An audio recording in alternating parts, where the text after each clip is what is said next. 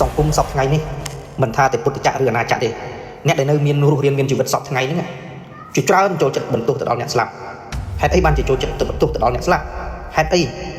ពីព្រោះពួកគាត់អត់មានជំរឿនគឺជំរឿនតែមួយគត់គឺបន្ទោសទៅដល់អ្នកដែលចែកឋានទៅហើយហេតុអីពីព្រោះយើងដឹងថាអ្នកស្លាប់មិនអាចប្រើ Facebook Telegram បណ្ដាញសង្គមអីផ្សេងទៀតបានទេហើយអ្នកស្លាប់ហ្នឹងមិនអាចឡើងវេទិកាតវិញបានទេ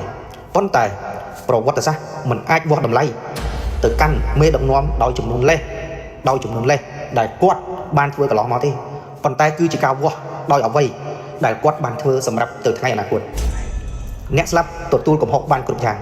ព្រោះពួកគេមិនអាចការពារខ្លួនរបស់ពួកគេបានតែអ្នកនៅរស់ទីតើនឹងត្រូវប្រវត្តិសាស្ត្រកាត់ក្តី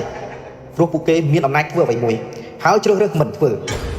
បន្ទោសអតីតកាលគឺជានយោបាយងាយបំផុតបង្កើតអនាគតទើបជាភាពអ្នកដឹកនាំនយោបាយដ៏ពិតប្រាកដ